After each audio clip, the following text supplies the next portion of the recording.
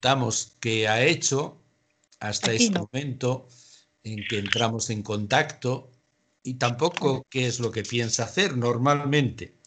Preguntamos cómo se encuentra y lo resumimos en ese saludo: ¿cómo estás? Si tenemos mucha confianza, o ¿cómo está usted? Fotos de ellos. Si esa persona nos fuera totalmente desconocida, quizás la primera cuestión que planteamos al entrar en esa comunión: ¿a quién tengo el gusto de saludar, por ejemplo, si no nos conocemos de nada? ¿O quién es usted? También. Por esto último comienza el lema dominicano: ¿quién eres tú? ¿Quién es usted? Hacemos esa pregunta a Dios, que a medida que crecemos en comunión con Él, en aprecio por Él, en conocimiento de Él, pues ya lo tratamos de tú. Quizás nuestros abuelos lo trataron de usted. Lo vemos reflejado en esos devocionarios que corrían pues hace 50 años, en que todo era vos y todo era divina majestad y cosa por el estilo. Nosotros ahora en las traducciones litúrgicas pues tratamos a Dios de tú, y es seguro que a Él le agrada que le tratemos con confianza. El lema dominicano no empieza preguntándole al Señor ¿qué has hecho tú? ¿O qué sigues haciendo tú? Sino que se dirige a Dios preguntándole ¿quién eres tú? ¿Quién eres tú?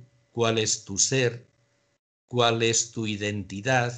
¿Cuál es tu esencia? Y frente a esa pregunta surgen sentimientos de alabanza, que se traducen por el verbo latino laudare. Alabamos a Dios contemplando quién es. Y a medida que avanzamos en la contemplación y en la vivencia del misterio de Dios en nosotros, pues vamos admirándonos más e intensificando nuestra alabanza y nuestra adoración. Si nos fijáramos en la liturgia de hoy mismo, 19 de diciembre, que es un sábado dentro de las ferias que llamamos mayores, que han comenzado en el día 17, intensificando mucho más todavía la esperanza en la venida del Señor. Si repasamos esa liturgia de hoy solo, vemos que se intensifican los sentimientos de alabanza, porque se intensifica el deseo de seguir conociendo a Dios todo lo más que podamos. Debemos de avanzar en el conocimiento de Dios, y la Iglesia nos lleva de la mano en la liturgia a incrementar este conocimiento. No vamos a repasar, como es natural, la liturgia de este día, pero sí nos podríamos fijar en un pequeño detalle. Después de la primera lectura que hemos proclamado en la celebración de la Eucaristía hoy, una lectura tomada del libro de los Reyes, pues hemos recitado un salmo responsorial.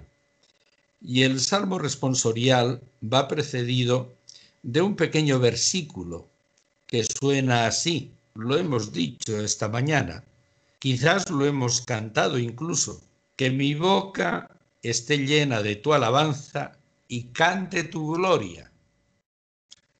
La liturgia de hoy, en ese momento concreto, pues nos anima a todos a que desborde, desde luego, en nuestro corazón, pero que se manifieste hacia afuera en nuestro canto. Que mi boca se llene de alabanza y cante tu gloria. La alabanza, hemos dicho, de la mano de especialistas en Sagrada Escritura, que se dirige especialmente, no exclusivamente, pero sí especialmente a Dios cuando contemplamos su propio ser, su propio misterio, sus propias cualidades, sus infinitas perfecciones. Pues la liturgia hoy nos llevaba precisamente a ejercitar esa parte de nuestro carisma dominicano, alabanza. Que mi boca se llene de tu alabanza y cante tu gloria.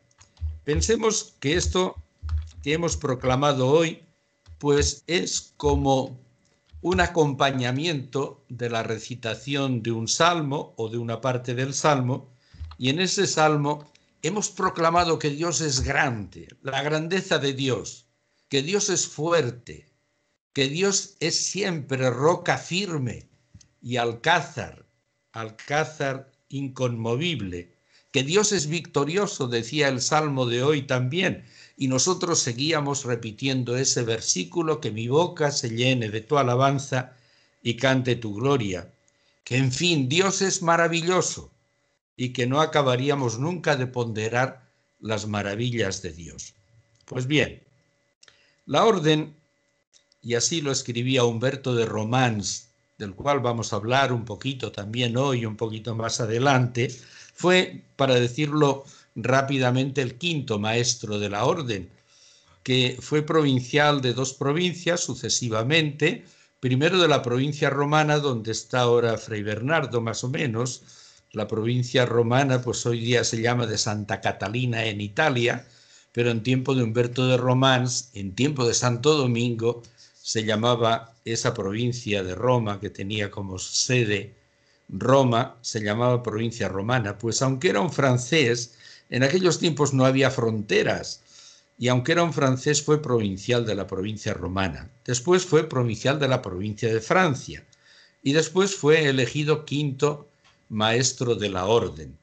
El primero, claro, fue Santo Domingo, el segundo fue Jordán de Sajonia, el tercero fue San Raimundo de Peñafort, que fueron a buscarlo a Barcelona, que no estaba en el capítulo general, y el cuarto fue Fray Juan el Teutónico, un alemán que antes había sido incluso obispo, nada menos que de la zona de Bosnia, que nos sonó tanto hace unos años por aquellos problemas que se crearon en la antigua Yugoslavia. Recordamos Bosnia, ¿verdad? Pues fue obispo de Bosnia, Juan el Teutónico. Y el quinto fue Humberto de Romans. Humberto de Romans para la orden es verdaderamente un maestro, no solo porque fue maestro de la orden durante 9 años, sino porque fue, digamos, el primer autor de literatura espiritual que ha tenido la orden. Comentó las constituciones de los hermanos, compuso las constituciones de las monjas también, comentó la regla de San Agustín por entero, le dedicó pues un gran volumen solo para comentar la regla de San Agustín. Después dio pautas para los oficios dentro de la orden, y también Humberto de Romans se preocupó de ir iluminando un poco la tarea de los predicadores, tan importante. Ya comentaremos algo sobre el particular cuando lleguemos a la tercera parte que resume el carisma, que es predicare. Pues bien, Humberto de Romans decía en un momento determinado que las hermanas y los hermanos dedicaban una parte importante de la jornada del día a profundizar en el misterio de Dios, pero principalmente por medio de la oración personal, de la oración litúrgica y naturalmente por medio del estudio. Y decía, en un momento determinado, unía estos 3 elementos del lema, decía que la orden alaba, bendice y predica. Laudat, benedicit et predicat, decía Humberto de Romans, y lo decía refiriéndose a la Santísima Virgen. O sea que la orden no solamente dirige las alabanzas y las bendiciones y la predicación al misterio de Dios en sí mismo o en el despliegue de sus obras, sino que también muy especialmente por la devoción, la raigambre que tiene la espiritualidad de la orden en la teología mariana. La orden también alaba, bendice y predica a la Santísima Virgen María, decía él. Bien, pues el estudio que realizaban aquellas hermanas y aquellos hermanos y la oración personal que les iba adentrando en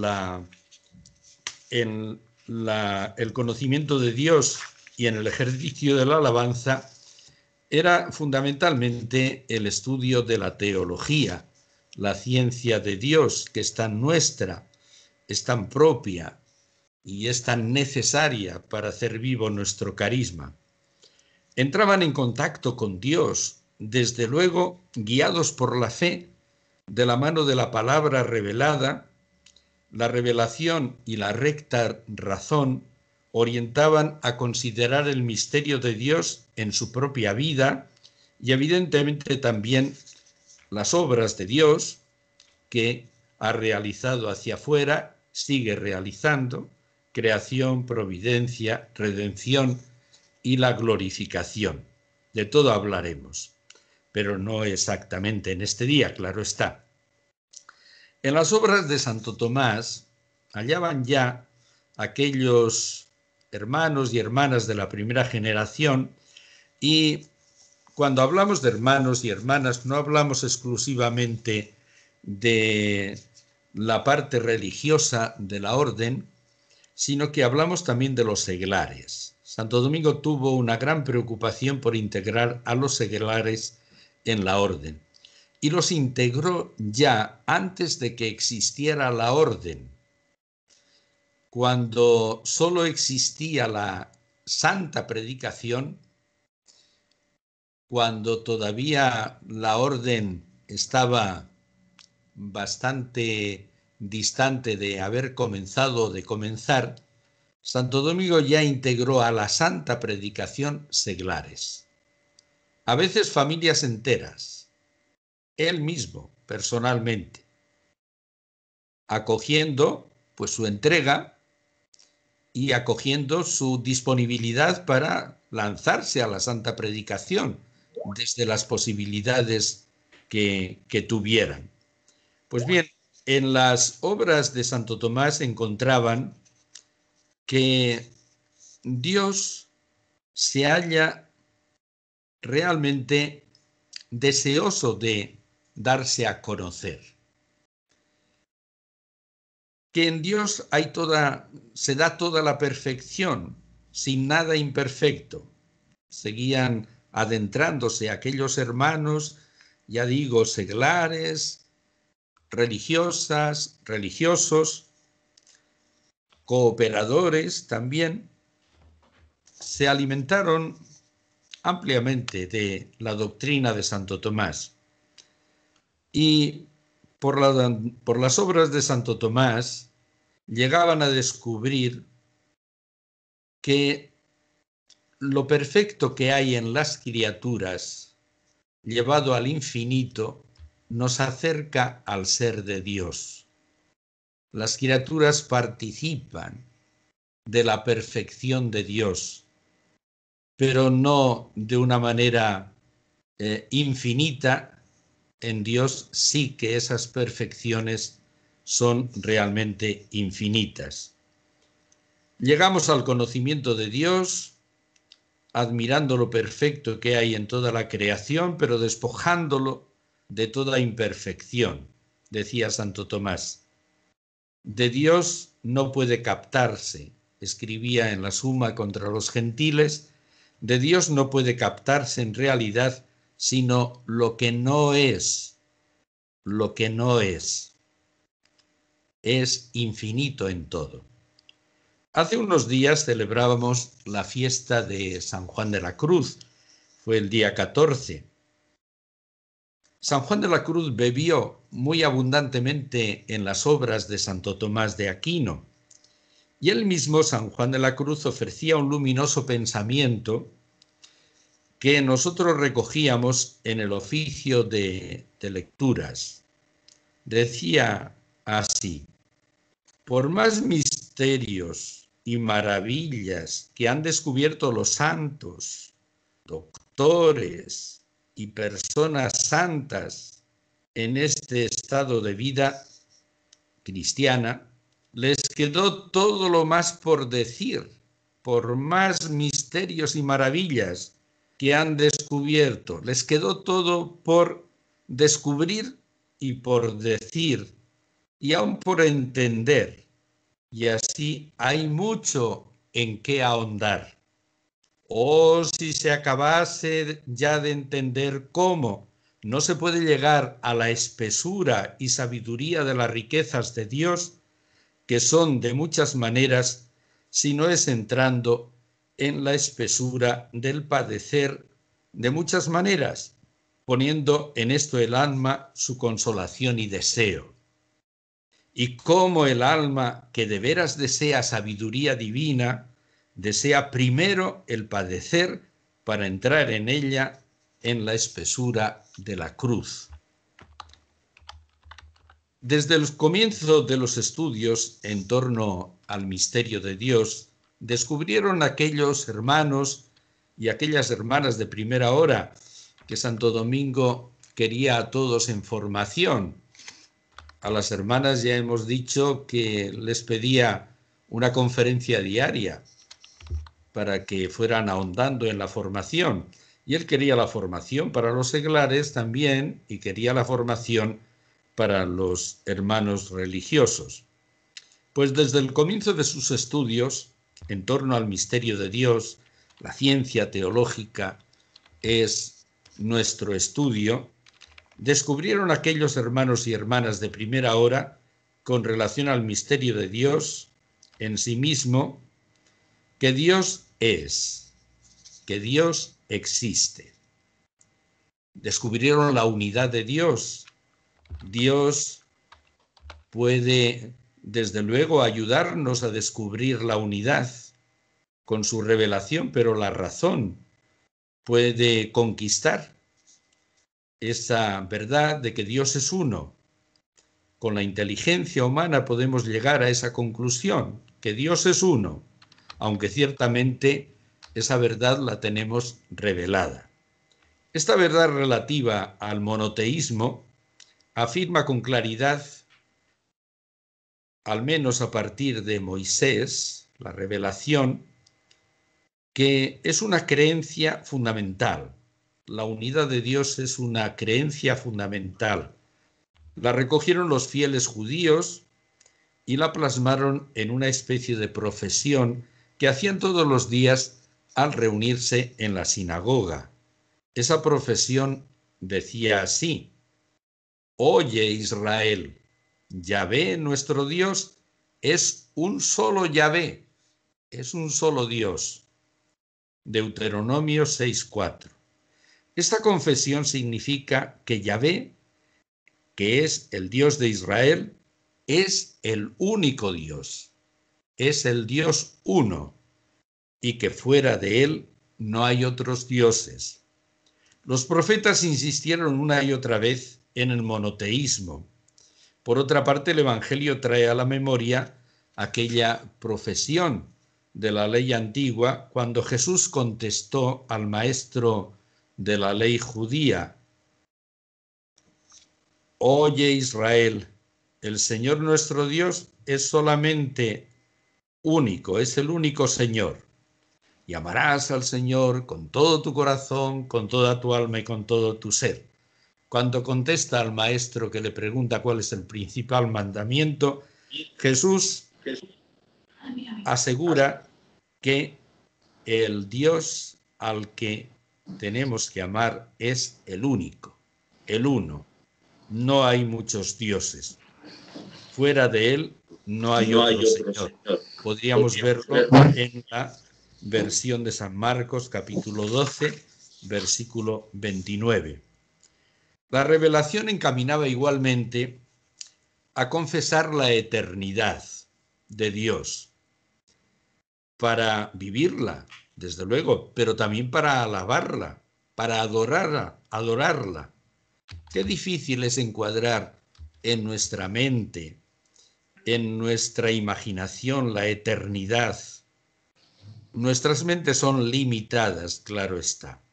Pero el Señor ha salido en defensa nuestra, en ayuda nuestra, y nos ha revelado, pues, ¿qué es la eternidad? Que como es un misterio no la definiremos nunca, pero sí podemos acercarnos a él y sí podemos profundizarlo cada vez más. Difícil de encuadrar este misterio de la eternidad en nuestras mentes limitadas, decíamos. Sin embargo, la revelación no admite dudas. Podemos ir a uno de los salmos que se considera de los más antiguos, que es el Salmo 90, que se lo atribuían incluso a Moisés. Y en ese salmo encontramos: antes de ser engendrados los montes, antes que naciese la tierra y el orbe, desde siempre y hasta siempre tú eres Dios, que esa es la eternidad. Antes del tiempo, antes de todos los tiempos y para siempre. Eso es la eternidad. Según este Salmo 90, uno de los salmos más antiguos, dicen: 1000 años en tu presencia o ante tus ojos son como el día de ayer que ya pasó, como una vigilia de la noche. Jesús aclaró este tema de la eternidad también a los judíos de su entorno. Antes de que Abraham existiera, existía yo. Antes de que Abraham existiera, existía yo. Y San Pablo se dirigía a Dios como al Rey de los siglos, al inmortal e invisible. San Juan pone en boca de Dios la expresión de la eternidad tradicional entre los rabinos: yo soy el alfa y la omega, el que es, el que era y el que será. Nos detenemos un poco en 3 atributos de Dios, de la mano del fiel seguidor de Santo Tomás de Aquino, un dominico francés de mediados del siglo XX que colaboró en una obra que para aquellos tiempos fue una gran ayuda. Se tituló Iniciación Teológica, se llamaba el padre Pessac, y de la mano de este padre podríamos sintetizar un poquito esos 3 atributos. Dios es simple, Dios es perfecto y Dios es bueno. Misterio de Dios en sí mismo, al que se dirige la alabanza. Dios es simple. A veces pensamos que lo compuesto es lo más perfecto, y en realidad no es así. Sí, lo podemos pensar, pero vamos a poner un ejemplo. Allá por los años 50 empezaron a escribir acerca de lo que llamaban cerebros electrónicos. Hoy los llamaríamos ordenadores, estos ordenadores que nos están sirviendo para comunicarnos a distancia. En los años 50 esto era impensable. Y recuerdo que una revista española que se titulaba Arbor, esa revista la publicaban dentro del Consejo Superior de Investigaciones Científicas, pues sacó un artículo que resultó verdaderamente revolucionario en este tema. En España no se había difundido demasiado esta posibilidad de que por ahí fueran tanto los avances de la comunicación, de la cibernética. Pues en aquel momento describían una especie de cerebro electrónico que ya existía, y recuerdo que lo situaban en Suiza. Pues ese cerebro electrónico ocupaba la planta baja de un edificio importante, toda la planta baja. Y hoy día, eso que tenían ellos, pero infinitamente más perfecto, casi podríamos decir, está aquí, en esta pantalla que tenemos nosotros. Yo tengo aquí una pantalla y detrás está todo el conjunto del ordenador, sin ninguna necesidad de torre ni cosa separada. Es la pantalla. y da la impresión de que la pantalla es casi completamente lisa por atrás. Pues aquellos avances de hace 70 años, hoy día están infinitamente más desarrollados, porque se han simplificado. No es lo más perfecto lo complicado, sino que lo más perfecto es lo simple. Y Dios es simple. Quiere decir que no es un ser compuesto. Esta verdad ayudará a colocar en buen lugar lo que no es más que una catequesis propia de muchos pasajes del Antiguo Testamento. Qué importante es esto. Poner en su lugar muchos pasajes del Antiguo Testamento y poner también en su lugar muchas afirmaciones que encontramos en los Salmos y que tenemos que discernirlas desde un buen conocimiento teológico. Ciertamente los Salmos no reflejan un avance, por ejemplo, en el terreno de la libertad religiosa. Pero es que tampoco se encontraba ese avance en los padres de la Iglesia y tampoco se encontraba ese avance en los teólogos escolásticos y tampoco se encontraba ese avance ni siquiera en los teólogos del siglo de oro español, en Francisco de Vitoria, por ejemplo. Ya apuntaban hacia ahí, pero en realidad la tolerancia religiosa es una conquista prácticamente del siglo XVII. A partir de todas aquellas guerras que dejaron exhausta a Europa, aquellas guerras de religión, se llega a la conquista de la libertad religiosa. Y se llega a la conquista y a veces, pues, con bastante oposición de la libertad religiosa en el Concilio Vaticano II, cuando el Vaticano II sí se decidió a publicar un decreto sobre la libertad religiosa. Porque se llegó a hacer una distinción, que hay que hacerla también a la hora de leer el Antiguo Testamento y a la hora de recitar los salmos. El error no tiene derechos, pero el error como tal, flotando por los aires o navegando sobre las olas del mar, no existe. El error estará siempre vinculado a las personas o a los grupos. El error no tiene derechos, pero la persona sí tiene derechos. La persona equivocada sí tiene derechos y hay que respetar esos derechos.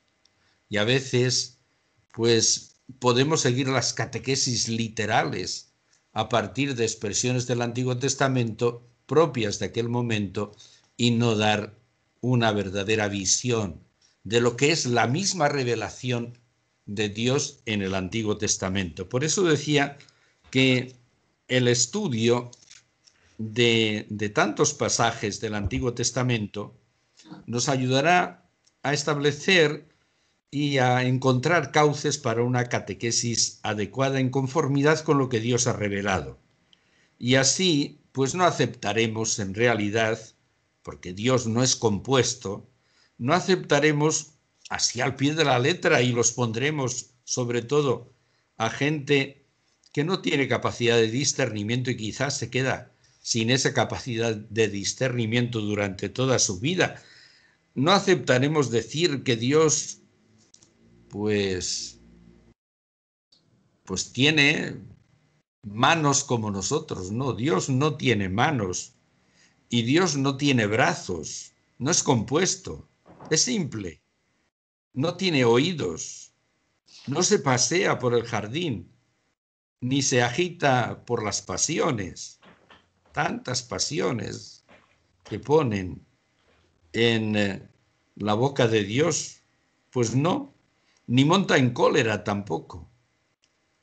De la mano del Espíritu que alienta y aletea en la revelación, acercaremos al Dios invisible, al Dios completamente diferente a nosotros, a todo lo creado.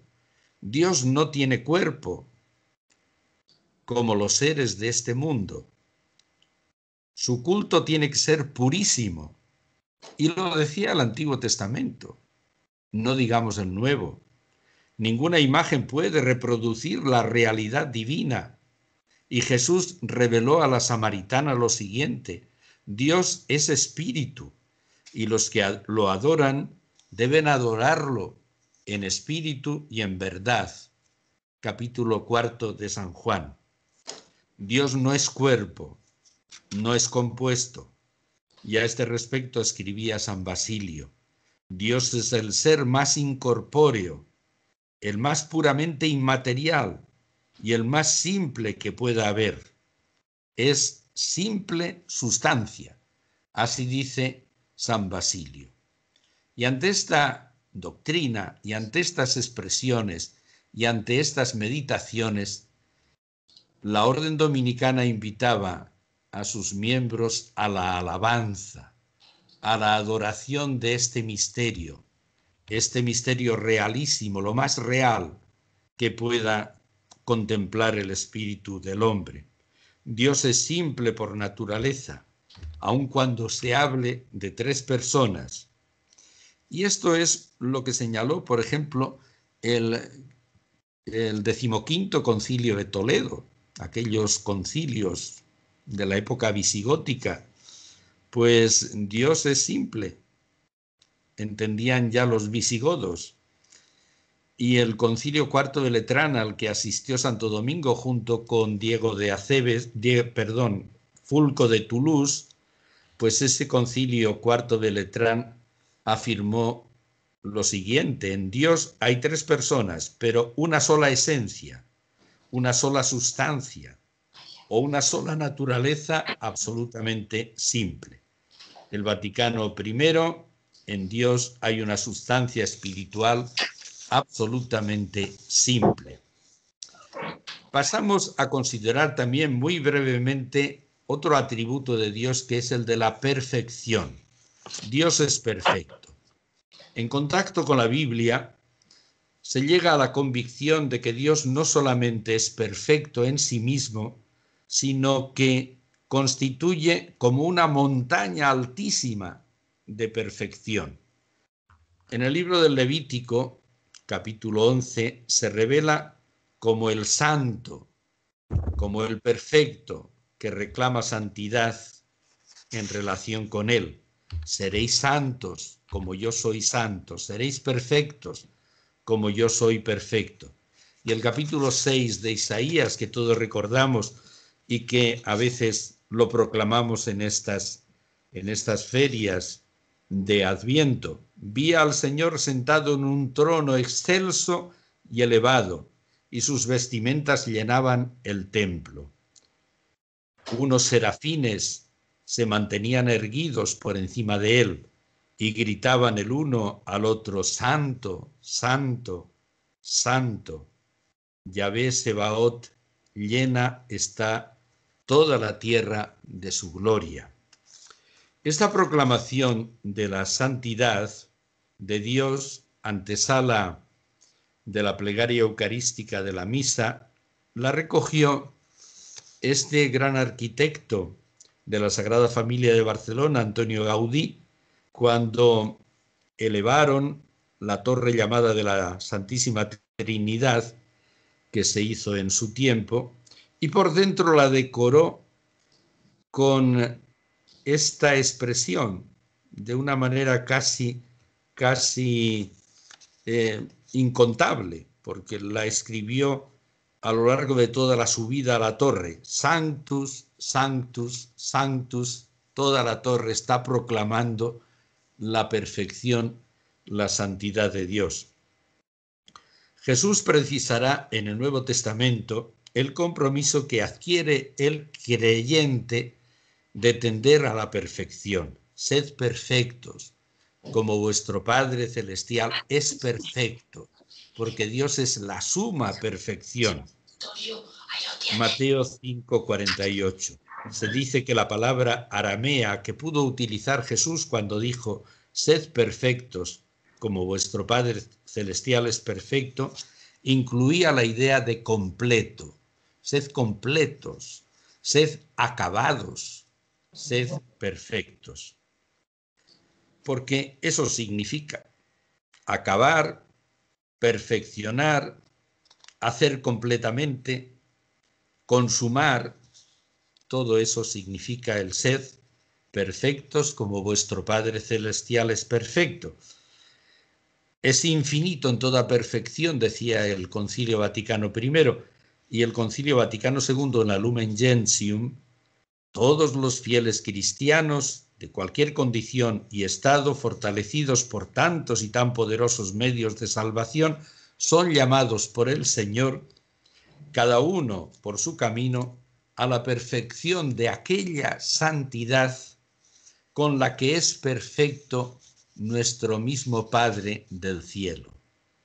Llamados a esa misma perfección, a ese mismo acabamiento que tiene Dios en sí mismo, estamos llamados nosotros. A Dios no le falta nada.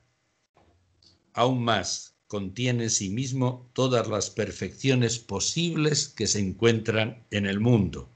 Es imposible que Dios sea más de lo que es. Y el tercer atributo, que no los agotamos ni mucho menos, pero es para únicamente mostrar unas líneas sobre los atributos de Dios. El tercero es: Dios es bueno. Dios es bueno, así se nos ha revelado, porque así es. Quiso mostrarse a Moisés como bondad. Y así podríamos decir que desfiló delante de Moisés proclamando el mismo Dios lo siguiente: Dios misericordioso, porque Moisés estaba deseoso de saber qué era Dios, quién era Dios. Y desfila Dios delante de él, pasa delante de él diciendo: Dios es misericordioso y clemente, Dios es bueno, Dios es tardo a la cólera y rico en amor y en fidelidad, que mantiene su amor por todas las generaciones y perdona la iniquidad, la rebeldía y el pecado. La palabra bonus, bueno, en latín significa también instruido, sabio, favorable, propicio, rico, incluso conveniente, de buena voluntad. Todo eso podemos atribuírselo a Dios. Y la bondad y la belleza en la Biblia están íntimamente unidas. Dios es bueno, es lo mismo que decir Dios es bello. Dios tiene toda la belleza. En los términos arameos también, que era la lengua que se hablaba normalmente en Palestina en tiempo de Jesús, lo bueno está cercano a lo bello. Dios es bueno, es espléndido, es maravilloso, es una obra hermosísima, toda ella acabada, para decirlo con lenguaje humano. Y los padres de la Iglesia decían: Dios no crea por necesidad, sino para expresar bondad y belleza, bondad y hermosura. Benedicto XVI recordaba unas palabras de San Pablo VI al clausurar el concilio: este mundo en que vivimos tiene necesidad de la belleza, de la bondad, para no caer en la desesperanza. La belleza, como la verdad, es lo que pone alegría en el corazón de los hombres. Y el propio Benedicto XVI, hablando a los artistas, les animaba a no dejar como objetivo de sus obras de arte hacer resplandecer el misterio de Dios, porque es lo más bello que puede existir. Que hicieran todo lo posible para expresar esa belleza y esa bondad de Dios en sus obras. Y les decía al final: no tengáis miedo de confrontaros con la fuente primera y última de la bondad y de la belleza. No tengáis miedo de confrontaros con esa fuente primera de la que emana todo, toda bondad y toda belleza, y dialogar con los creyentes, con quienes como vosotros se sienten peregrinos en este mundo y en la historia hacia la belleza infinita que es Dios. Bien, pues dejamos esa digamos, esa evocación, porque no me atrevo a llamarla exposición acerca de los atributos de Dios, tendríamos que dedicar mucho tiempo y no es ese el objetivo de estas sesiones, sino ir exponiendo a grandes líneas lo que es el contenido de ese carisma que hemos recibido para descubrirlo como gracia espléndida del Espíritu Santo a la Iglesia y como llamada del Señor a integrarnos nosotros en ese carisma que tan plenamente encarnó Santo Domingo. Pues dejando ya a un lado esa consideración sobre los atributos de Dios, que son los que reclaman nuestra alabanza y los que centran nuestra contemplación para prorrumpir en alabanza y en adoración, podemos hacer un repaso de algunos ejemplos de cómo se ha vivido esta espiritualidad en los primeros tiempos de la orden, y empezamos por Humberto de Romans, que ya hemos dicho que fue el quinto maestro de la orden. Estimaba que la alabanza tiene un efecto feliz, ablanda el corazón de uno mismo y ablanda el corazón de Dios. La alabanza hace que nuestro corazón deje de ser de piedra y también ablanda, imposible desde luego, no lo necesita, pero tenemos que utilizar expresiones humanas, ablanda también el corazón de Dios. De pasada puede aclararse que corazón en la Biblia es la interioridad de la persona y es equivalente a la conciencia. El Vaticano II ha identificado corazón con conciencia para que lo entendamos bien, y lo mismo la Veritatis Splendor, que tanto se centró en la moral del Papa San Juan Pablo II. La alabanza, seguimos recogiendo algún pensamiento de Humberto de Romans, hace que la mente inclinada a la tierra se eleve hacia las alturas más consistentes y anheladas. La alabanza aleja la tristeza de nosotros, prepara para la bendición divina y a la vez deleita a Dios. La alabanza que nosotros tributamos deleita a Dios, pone en fuga al diablo. La alabanza hace semejantes a los peregrinos de esta tierra con los que han llegado ya a la iglesia triunfante.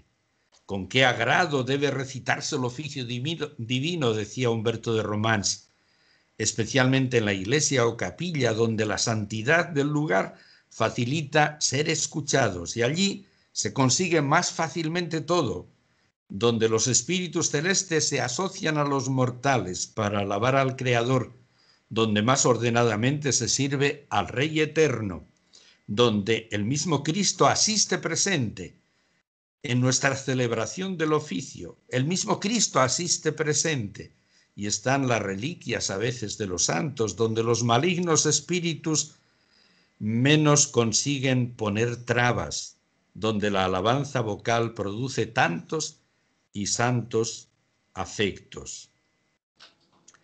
En las alabanzas divinas hay que estar con buena atención.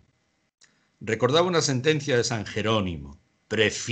San Jerónimo era muy radical, prefiero cantar un solo salmo con alegría de espíritu que todo el salterio con indolencia, fastidio y desgana.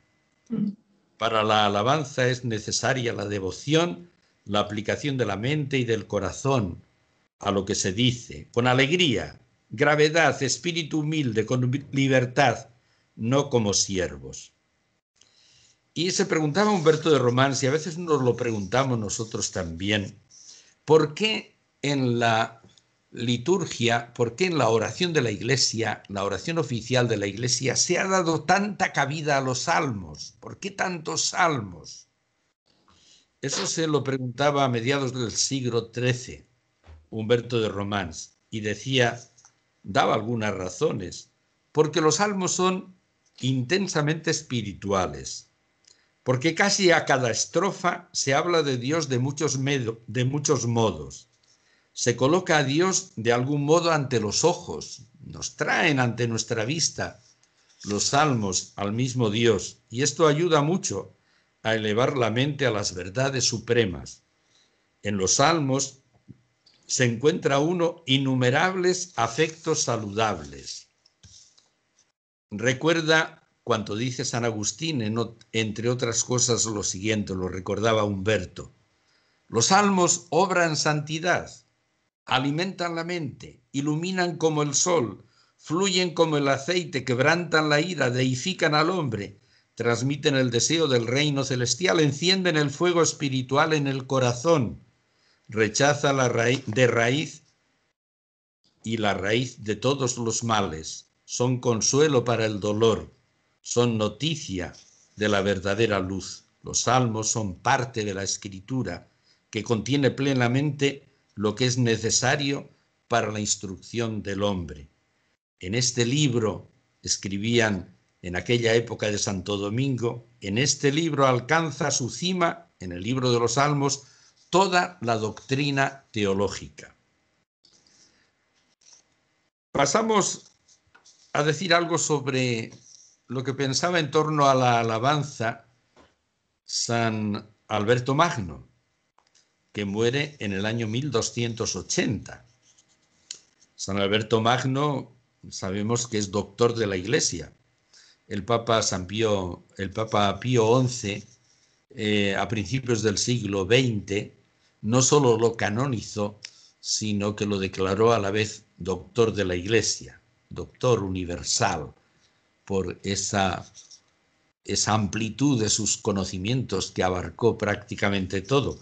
Pero tiene un libro dedicado a comentar los salmos, y de él podemos decir que, en ese libro, comentando salmos, resalta la divina bondad de la mano de los salmos, cómo los salmos reflejan que Dios es bueno por esencia, esencialmente bueno. El mejor intérprete de la Escritura se lo aclaró al joven que se acercó a él, que el mejor intérprete de la Escritura, claro, es Jesús. Nadie es bueno sino solo Dios.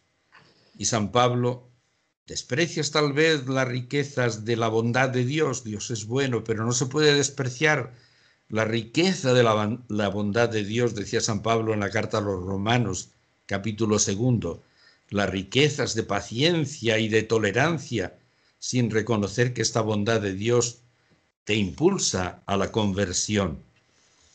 Los salmos, pensaba San Alberto, no solo impulsan a la alabanza de Dios, sino que instruyen acerca del modo de realizarla.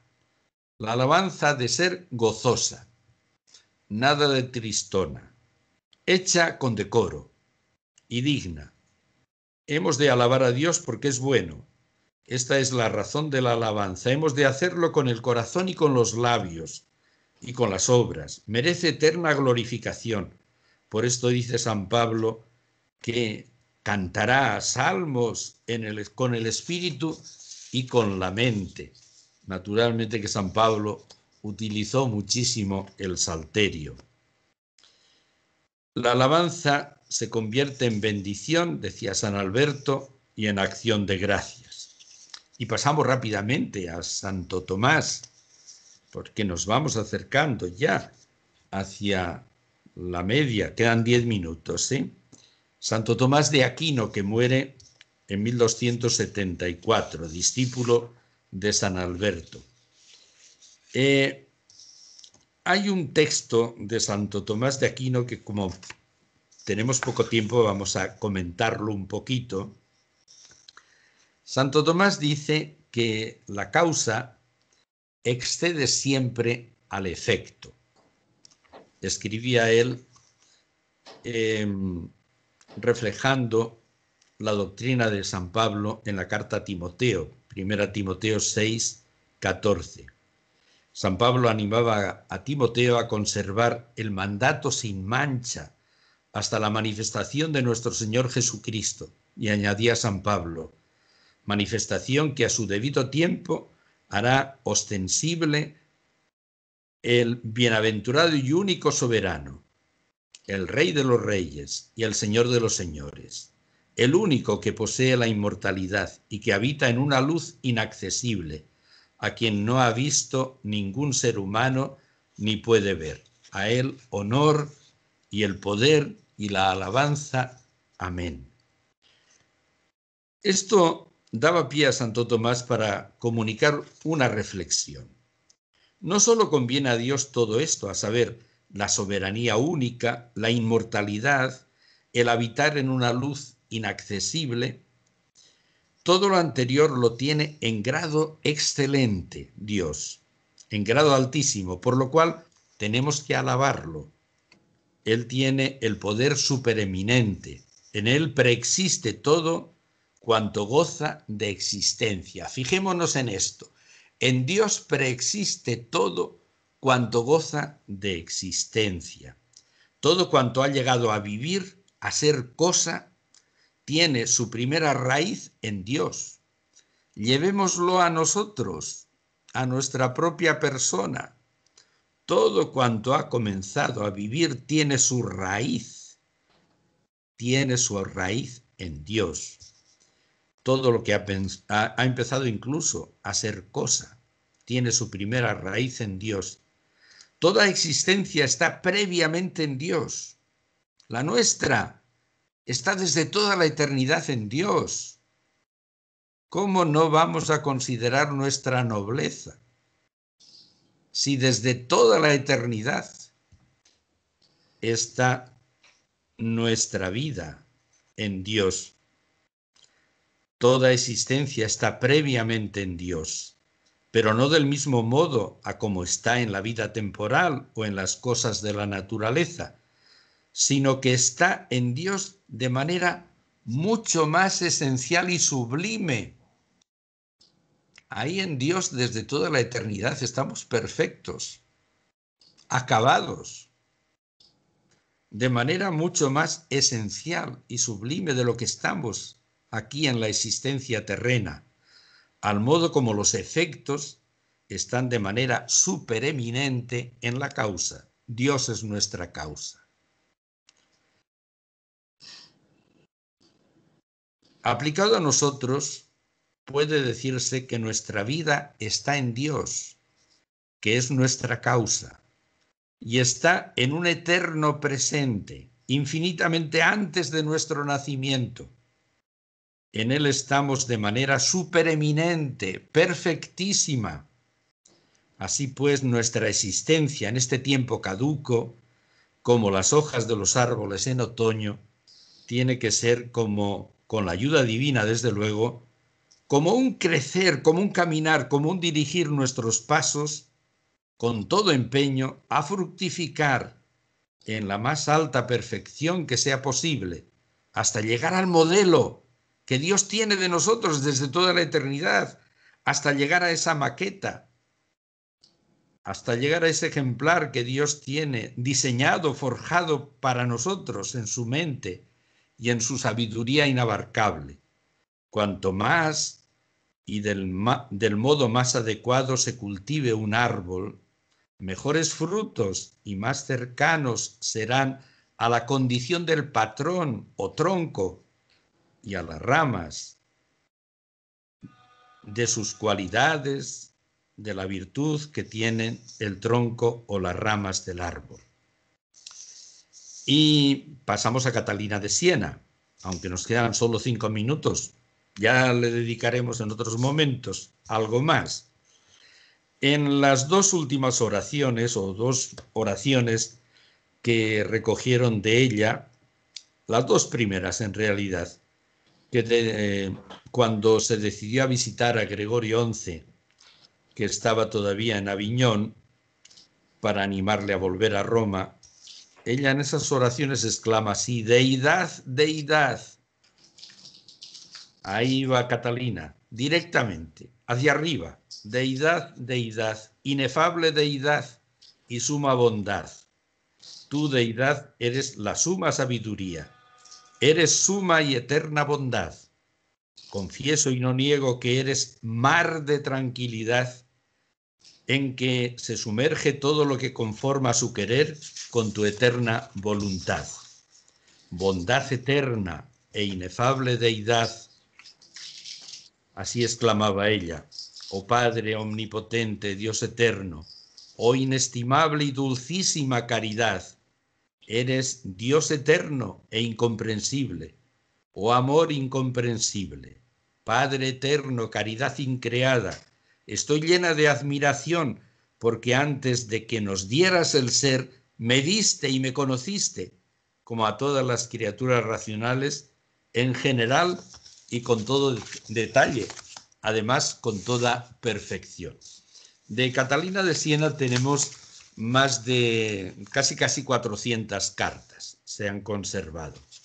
Y en ellas, naturalmente, pues tenemos la posibilidad de comprobar cómo vivía ella el carisma. También en esta primera parte del lema, de la alabanza a esa deidad infinita, a ese mar de tranquilidad que es Dios.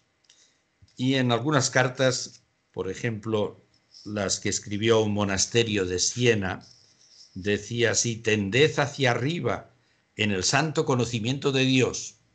Hay que ir hacia arriba, hay que continuar creciendo.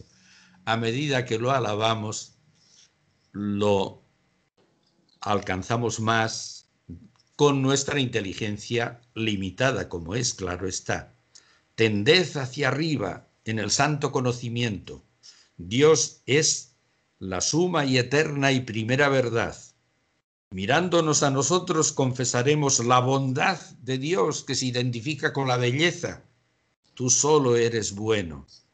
Eres el mar de paz de donde proceden todas las cosas. Tu suma verdad. Son expresiones tomadas solo de una carta, ¿verdad? Pero bueno, sí, que estamos a 2 minutos de terminar, de llegar a las 18:30, ¿verdad? Pues esto es lo que quería en esta tarde transmitir para ya pasar en el mes de enero, en la sesión que tengamos después, que será el sábado siguiente a la Epifanía, también a la misma hora haremos lo mismo, para pasar ya a la segunda parte del lema que resume el carisma, que sería el de la bendición. Bendición a Dios por los regalos que nos da. Contemplaremos un poco esa bendición tal como la fueron encarnando a lo largo de estos 800 años. Tantas hermanas y tantos hermanos nuestros que tendremos ocasión de acercarnos a la doctrina que nos ofrecen y al ánimo que nos dan también para seguir haciendo vivo el carisma, que eso es lo que nos corresponde. Para eso nos lo dio el Espíritu, no para que lo enterremos o para que lo minusvaloremos, sino para que negociemos con él, constantemente negociando con el tesoro que nos ha dado el Señor. Bueno, yo ya no digo más, porque sí estamos ya a la media, o a la 29 exactamente pone aquí esta hora del ordenador. Continuaremos después, yo creo, Si no, bueno, si no me decís otra cosa. Estamos como hermanos caminando en este itinerario de visita espiritual, sobre todo. No podemos, por estas circunstancias de la pandemia, hacer itinerarios dominicanos como a veces hemos hecho en otras ocasiones con muchos de los que estáis aquí, ¿verdad? O cursos en Roma y cosas por el estilo, ¿verdad? Que hemos tenido para profundizar en el carisma, sino que, bueno, pues hacemos este otro itinerario mientras las circunstancias así nos lo aconsejen. Muy bien. ¿Alguna cuestión queréis plantear? Sabéis que tenéis que darle ahí al micrófono. La hermana Tram ha salido, así que ella no se puede comunicar. Yo salgo ya, padre, y Muy feliz bien. Navidad a todos. Feliz Muy bien, Navidad don a todos. Ignacio. Pues ya nos Adiós. Adiós, adiós. Hasta luego. Muchísimo gusto. Nosotros también nos vamos, así que... Muy bien.